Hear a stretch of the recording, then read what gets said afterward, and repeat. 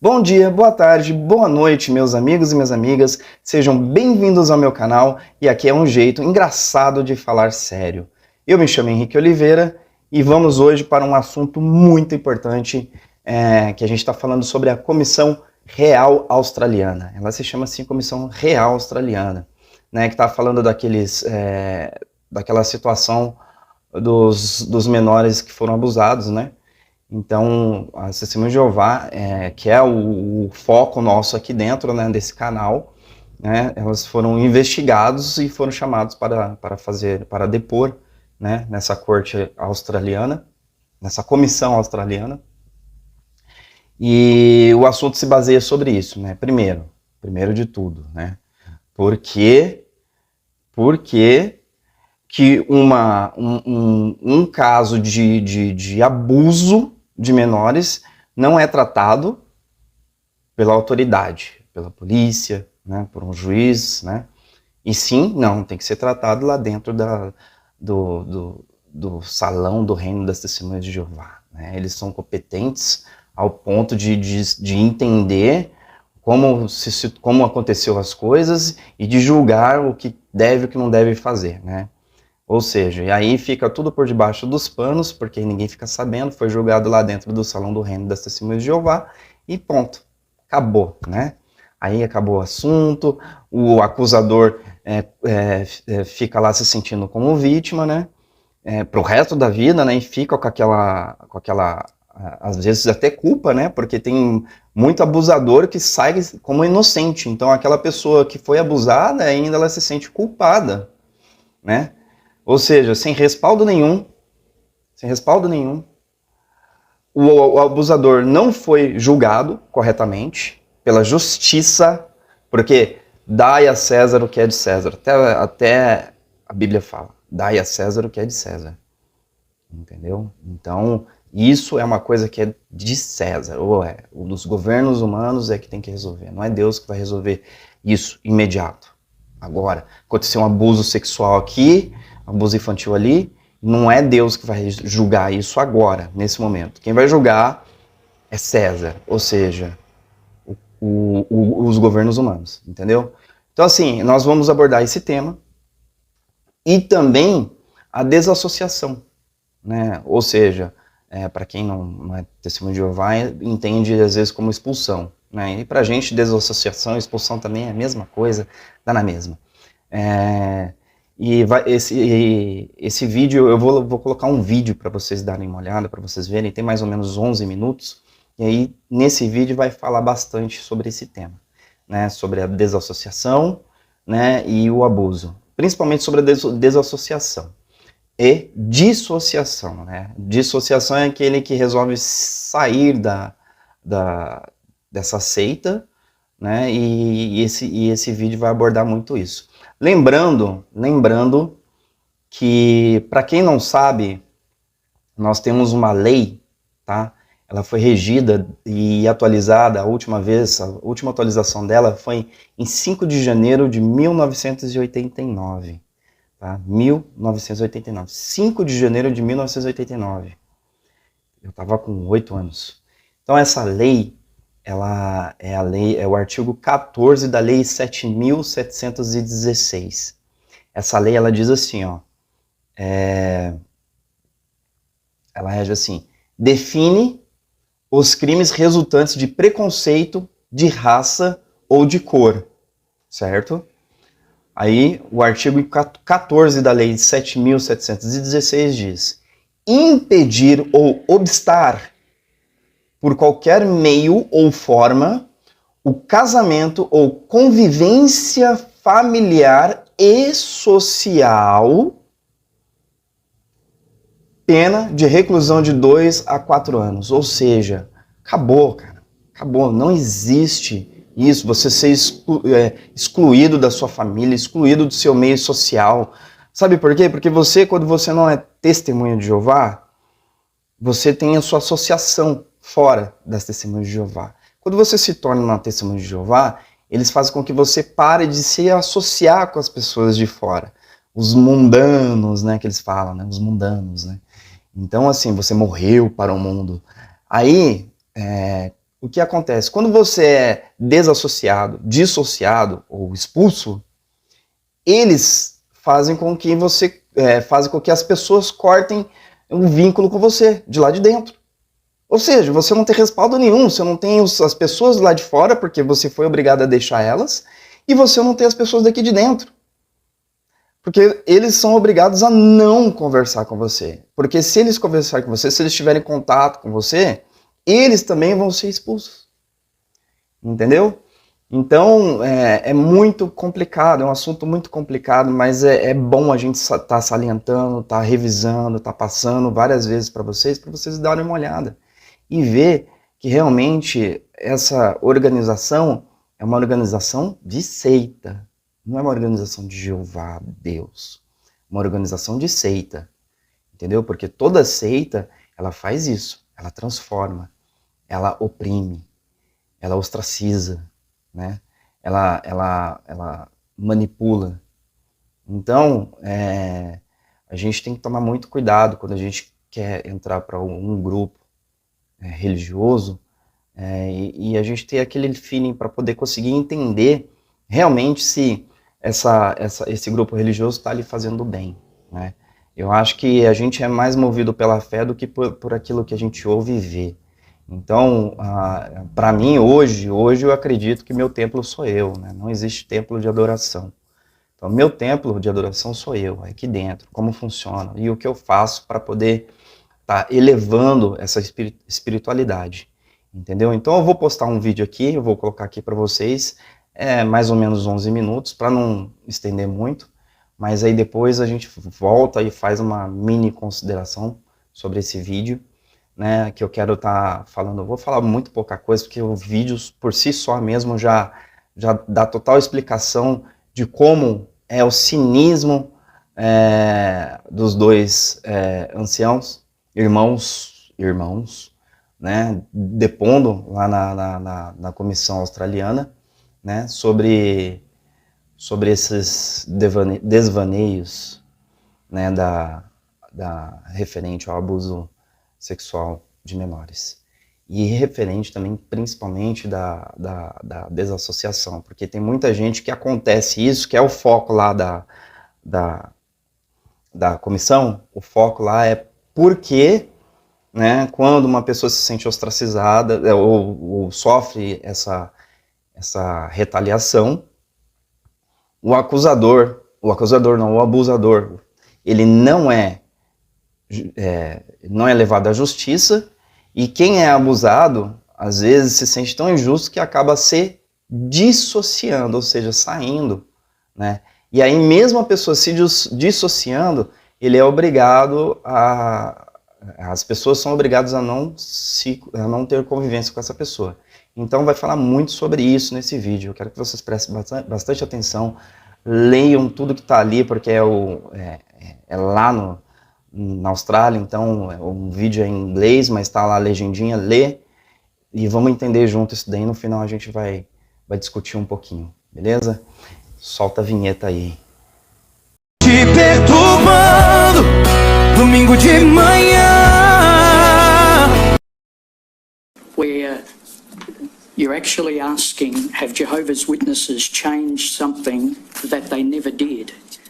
So I think where the confusion comes in, and Mr. O'Brien has nicely explained that if somebody chooses to take a different course and remove themselves, disassociated, that's a matter for them. But victims of child sexual abuse are not shunned.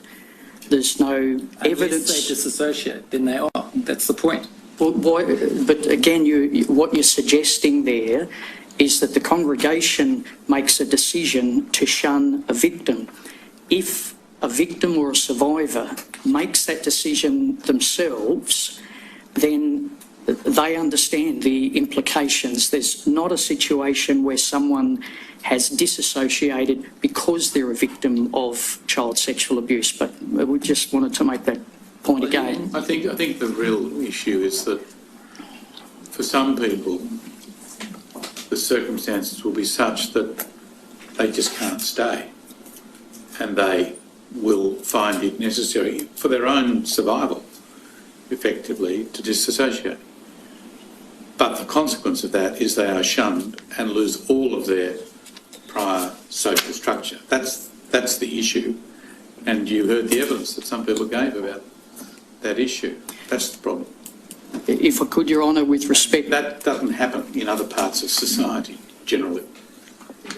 Again, Your Honour, with respect, and I certainly don't want to be protesting a point... Say what you believe to be true. Thank you for that.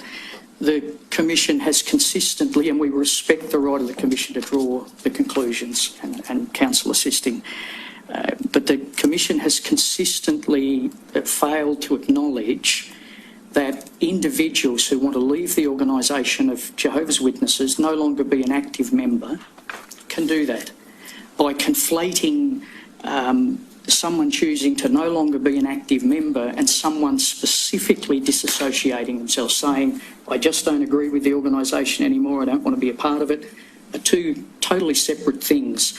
And again, with respect, we just make the point that was inherent in what I just put to you, but the consequence of dissociation, as we understand it, is that that person will be shunned, and that means they lose contact with family, friends and everyone else who remains inside the Jehovah's Witness organisation. Is that right? Again, Your Honour, the person... Your colleague is nodding. Is that right or not? Well, because you've said disassociated, Your Honour, but he or she can choose to be no longer an active member of the congregation. I understand that, but if they are so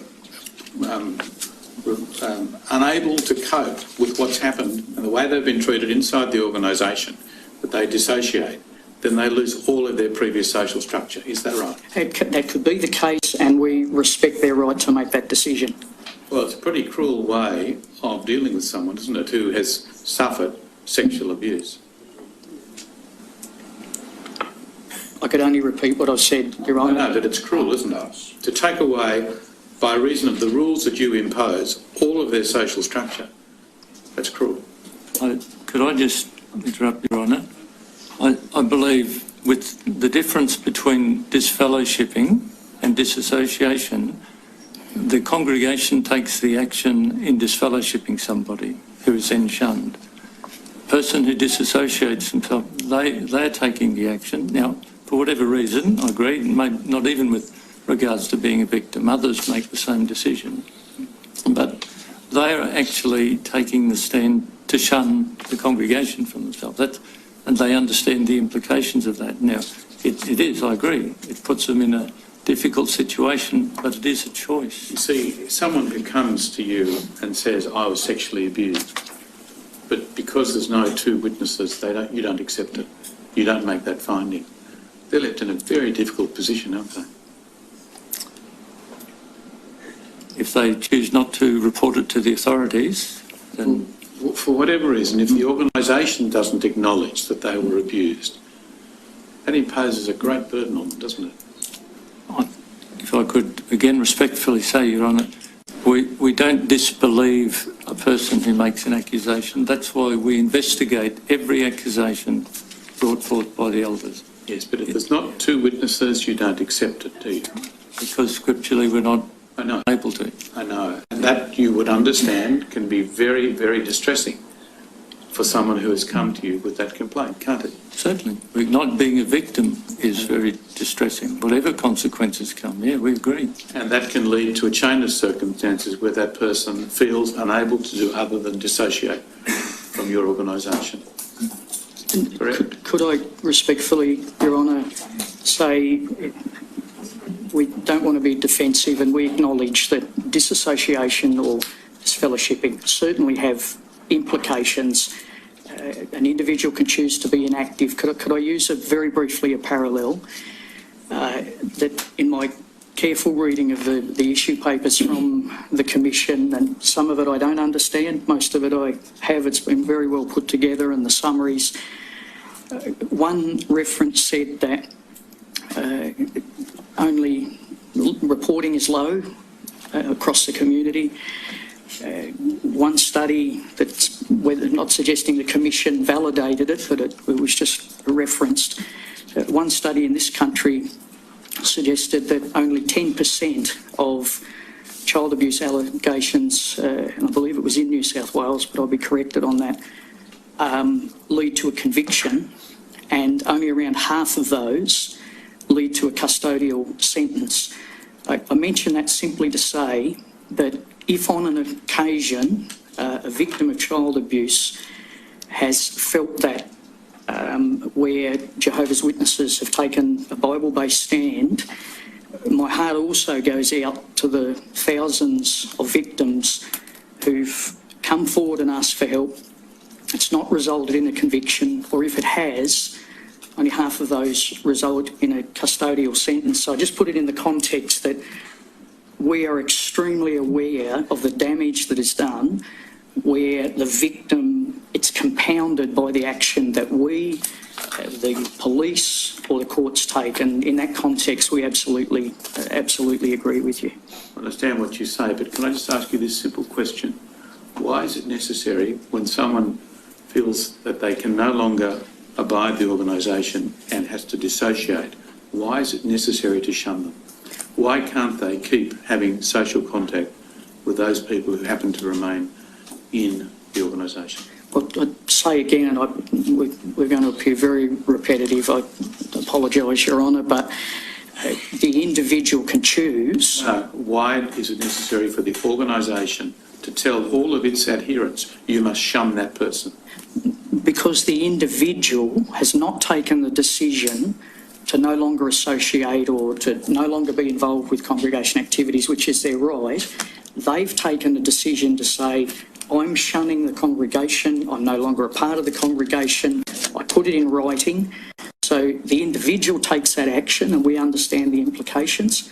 When someone is disfellowshipped, the congregation takes that action. So the individual does not need to put themselves in a position where they're shunned. They can walk away, they can go to another congregation. That's their personal choice. But we understand and agree with the point you're making, Your Honour.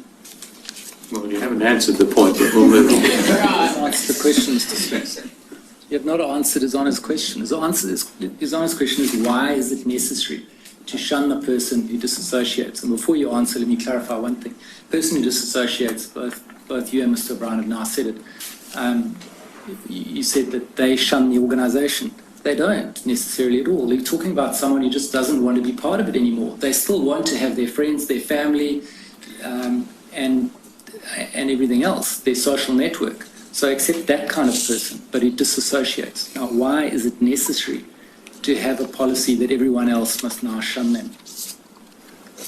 Again, that's a decision the person makes, because that individual... Sphinx, that is not... Mr. Stewart, I don't think we're going to get anywhere. I think we should... Well, the real answer to the question is because you say the Bible says so. That's the answer, isn't it? Yes, that's our understanding of the scriptural disfellowshipping and disassociation doctrine.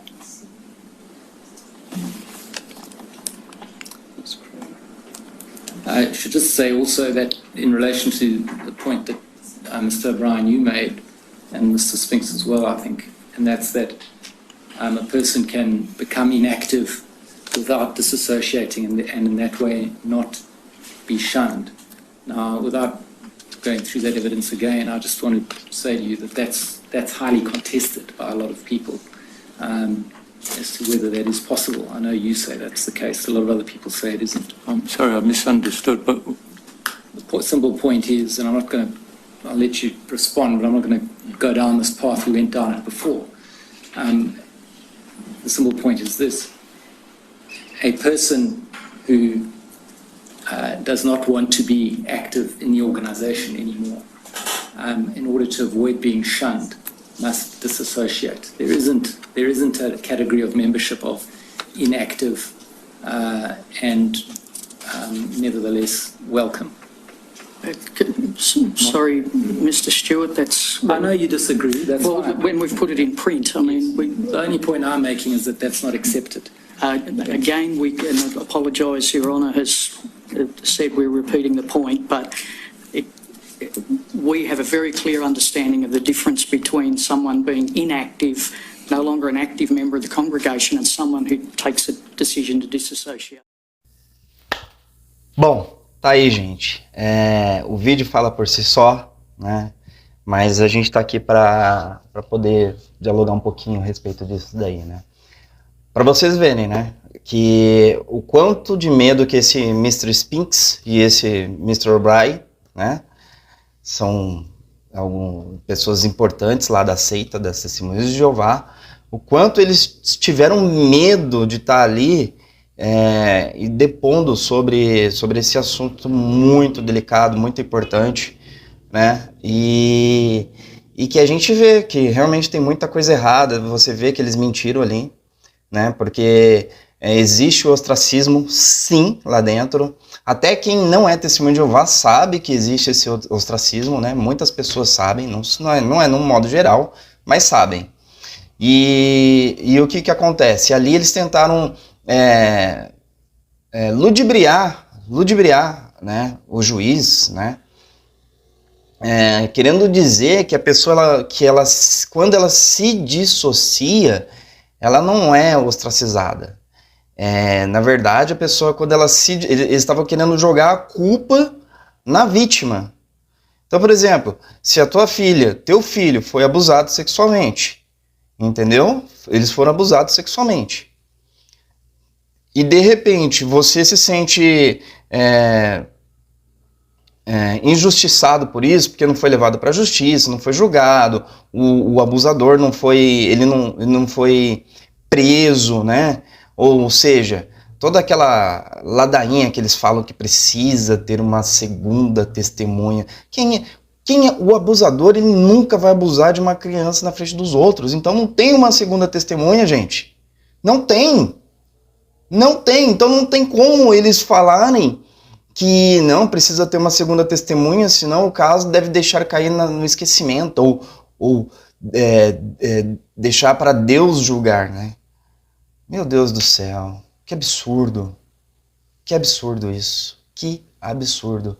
Então, ou seja, eles tentaram ludibriar o juiz, dizendo que, na verdade, por exemplo, aquela mãe, aquele pai que se dissocia por conta desse ato que aconteceu e eles se sentiram injustiçados, aí eles quiseram dizer que quem tomou a decisão de não ter mais contato com as testemunhas de Jeová foram eles.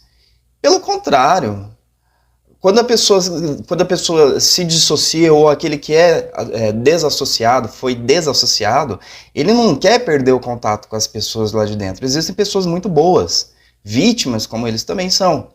Talvez não pelo mesmo motivo, mas são vítimas também. Então, eu acho que para mim a maioria que está lá, 90% é vítima e os outros 5% sabe, mas não deixa por conta da ostracização. E os outros 5% é aquele que sabe e tá lá e tá para fazer o mal mesmo, o mal. Né? Porque pessoa que sabe a verdade e mente para você, ela não tá para fazer o bem, né? Então, assim, tem muita gente que acaba sendo de vítima, passa a ser, vamos dizer, acusado, entendeu? Por exemplo, vocês são apóstatas. Então, assim, aquela pessoa que se dissociou e viu que tinha coisa errada lá dentro, e aí ela quer explanar isso para as outras pessoas, ela é acusada de apostasia. Sendo que ela teve um filho, uma filha que foi abusada sexualmente lá dentro, e ela quer mostrar para as pessoas. E quando ela mostra o corpo governante, o CG, né, o corpo governante das Testemunhas de Jeová, acusa essa pessoa de apóstata, está fazendo apostasia. De certa forma, para quem não sabe quem é apóstata, isso, de certa forma, é apostasia, sim. Mas não apostasia contra Deus. Deus, o soberano, aquele lá em cima, não é apostasia contra ele. É apostasia contra o corpo governante das Testemunhas de Jeová, apostasia contra os mandatários das Testemunhas de Jeová, apostasia contra os artigos publicados mentirosos das Testemunhas de Jeová. Isso sim. Aí você pode falar que é apostasia, que eu concordo, e nessa parte eu também sou apóstata. Porque a apostasia é tudo aquilo que você crê e depois você não crê mais. E aí você encontra algumas particularidades, pode ser porcentagens mínimas, médias ou totais de discordância dentro daquilo que você aprendeu um dia e hoje você discorda. E aí de repente você, opa, peraí, tá errado, eu não quero mais participar disso. Eu descobri muita coisa errada aqui, eu não quero mais participar. Então, e aí eu vou alertar as pessoas que eu gosto, as pessoas também que eu não gosto, que eu não tenho contato, não tem importância, eu também quero alertar. E é isso que a gente está fazendo, é esse serviço que eu estou fazendo, é esse serviço que outros amigos que estiveram lá dentro estão fazendo. E nós somos taxados de apóstatas. Falam que a gente traz matéria de apostasia, fala que nós somos falsos profetas, que os falsos profetas são eles. São eles. Né, que falaram do fim do mundo em 1914, né, que haveria ressurreição, né, de alguns em 1925, aí o fim viria em 1975. Quantas mortes não existiram depois disso? Ou durante esses períodos, principalmente durante esses períodos, o mais recente, 1975, quantas pessoas não morreram por conta disso? Né? Aí quem é o falso profeta? Então, gente, vamos para vocês que estão vendo esse vídeo, vamos se atualizar, vamos pegar as leis, vamos ler a lei, cara. Vamos ler a lei. A lei, o artigo 14 da lei 7.716, ela explica, assim, em poucas palavras, entendeu? Sobre a exclusão dentro da família, dentro do âmbito familiar e do seu âmbito social. Ou seja, se você está lá dentro, se você é uma testemunha de Jeová, só quem te rodeia são aquelas pessoas. Então, quando você é desassociado ou dissociado, você vai ser afastado dessas pessoas, você não vai poder falar com eles. Então, esse é o seu meio social. Você foi afastado deles, e do seu meio familiar também você não pode ter convivência. Ou um mínimo de convivência possível. Então, assim, gente, vamos abrir os olhos. Eu não vou me estender mais nesse vídeo para não ficar muito, muito longo, né? Mas, assim, tá aí mais uma prova da mentira que são essas pessoas, né? Dessa imunização cognitivas que elas são levadas a transparecer, né? Porque elas têm essa imunização cognitiva, né? Essa manipulação mental que elas recebem e simplesmente elas dizem não para a verdade. E não é verdade que essa testemunha de Jeová fala para vocês, você gostaria de ouvir a verdade? Não é essa a verdade, gente. Não é essa a verdade. A verdade é sobre o corpo governante. O que ele prega e o que ele rege. O que ele prega e o que ele faz. Porque foi isso que eles estavam falando ali nesse depoimento. Eles falando que não, imagina, a pessoa que se dissocia, ela, ao invés dela se dissociar, ela pode se afastar dos cargos dela e viver uma vida tranquilamente, né? Que todos vão continuar conversando com ela. Mentira! Mentira! A partir do momento que essa pessoa foi envolvida em algum assunto muito sério lá dentro, ela vai ser marcada pro resto da vida. E as pessoas vão se afastar dela. As pessoas vão se afastar dela. Inclusive, hoje, nos dias de hoje, tem advogado já que está batalhando contra as testemunhas de Jeová referente à desassociação e dissociação. E aí o que acontece? Está acontecendo alguns fatores que o advogado consegue impedir que o nome da pessoa seja falado lá na tribuna, seja anunciado, né, que eles falam que é um anúncio, né, que essa pessoa foi desassociada ou não faz mais parte da seita das testemunhas de Jeová. Então, tá tendo alguns casos e graças a Deus isso está acontecendo. E aí o que as testemunhas de Jeová estão fazendo? Elas estão passando agora a informação por mensagem. Olha, fulano, toma cuidado com fulano, toma cuidado com ciclano, já que eles diretamente não podem anunciar na tribuna, né, para não serem processados. Então, e é uma dica para vocês aí, tá? Irmãos que estão pensando em deixar a congregação, né, a organização, façam isso, acionem um advogado e peçam para que eles não exponham o seu nome em anúncios de desassociação, né, ou dissociação. Então eles vão ser obrigados a se manter quietos, quietinhos, com o rabo entre as pernas. E façam isso é um bem para você, para sua família, para você não perder aquelas pessoas que você ama, tanto ama na sua vida. Certo? Gente, tô aqui para postar mais esse vídeo, ficou extenso demais, né? Mas a informação é isso, cara. A gente tem que passar mesmo.